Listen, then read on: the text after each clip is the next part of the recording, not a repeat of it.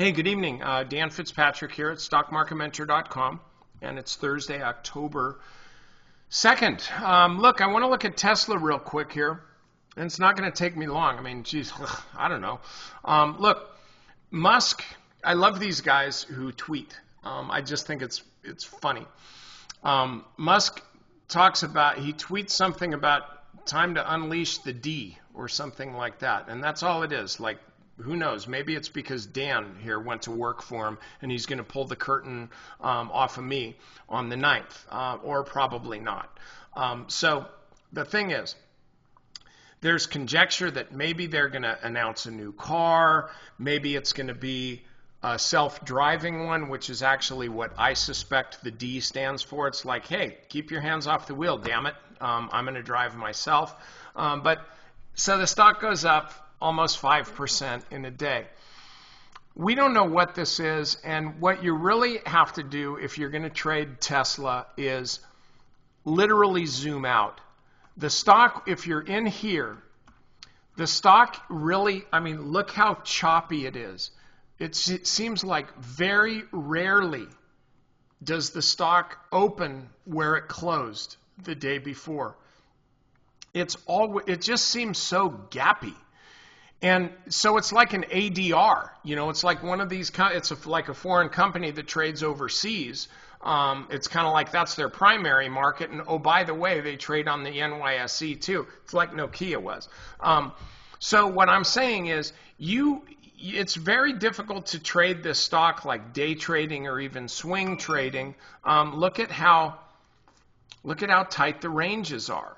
And look at how tight the intraday ranges are. So this is not, unfortunately, it's not like it was back here. This is when you make all your money, when it's up here and it sucks you in like a true believer. And then this is when you start losing all your money, when you're still believing in the company and the stock, but it's going down and you can't hardly believe it till you sell here. And then the party starts over again, only this time without you. This is not that. So the stock's up against resistance here at, I'll say, the 50-day moving average. They've got another month before their earnings are due to be reported. I think you got to just say, if you don't short Tesla. I mean, if you short Tesla, then frankly you deserve to lose all your money, and I hope you do, because there are easier trades to make than shorting Tesla. You're one of those guys that just, probably got beat up when you were in high school, and now you just want to prove that you're smarter than everybody else. Nobody really likes that guy, so don't be that guy.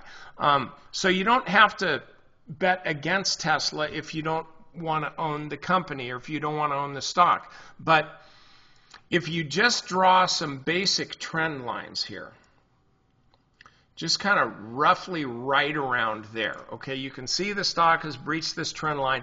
Hey, I just need to pick a couple different points and we can see that the trend is still intact, right? See what I mean? So this ain't exactly science. It's more art than anything else. But what I'm saying is, if you just pick a trend line, you see how the stock's trading here. That was a really bad line, but I just had my rotator cuff done. I'm excused. You can see how the stock's been consolidating, and now it's pulling back a bit. The way you have to trade this is not to trade it, to just hold it. Buy your stock and live and die by Elon Musk. I mean, I would even just say, because it's so volatile, listen to me, because you'll hardly ever hear me say this. Don't even put in a stop. The stock could trade down to the 200-day moving average. It could trade clear down here. Know why you're owning the stock and know how much pain tolerance you have. But just own the stock if you like Tesla, if you think that Elon Musk knows what he's doing. I do not own Tesla right now, full disclosure, but I'm going to buy some tomorrow and take my own advice. Enough so that I'm involved, but not so much that if the stock pulls back to $200, it's going to freak me out. It'll bum me out a little bit, but I'll just take a little bit of stock here and I'm good to go. Don't try to trade this stock. Look at I mean, this is a 15-minute chart. It's just really, really, really sloppy. I hope that I'm not talking to too many Teslonians. You know, I see that condition happen every once in a while. It happened with the Apollonians.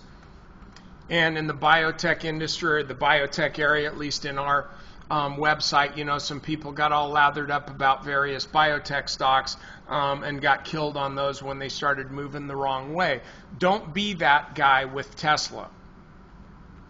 Don't be short the stock, because you don't want to bet against Elon Musk. The guy's really, really smart, and he drives a really cool car. So don't be short the stock. If you're long the stock, zoom out. That's your chart. Not this one. It's too choppy. It'll drive you nuts. This is your chart. I would say as long as the stock is above the 200-day moving average, then you're good to go. Okay, members, speaking of this chart here, members, I'm giving you about 35 minutes tonight, largely devoted to defining your risk, about risk management, which is what we do. In a nutshell, this is what I'm saying. I'll apply it to Tesla.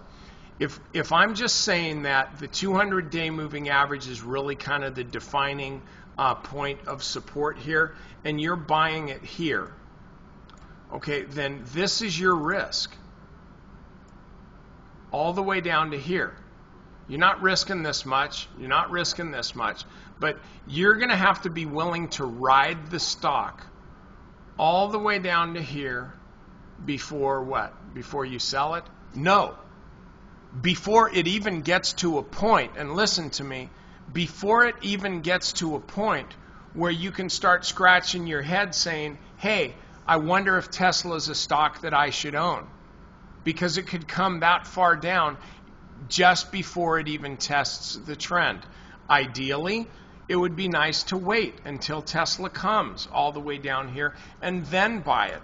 Unfortunately, we don't get to have that happen, because it may not do that. Anyway, the point is, I've gone on longer than I wanted to, but this is your risk. If you're saying, well, you know, I'm not going to do that, Dan, I'm going to have my risk be defined like by today's intraday low, 245. Okay, you can do that.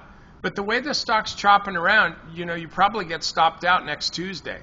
It's just that kind of stock. So anyway, just know what your risk is.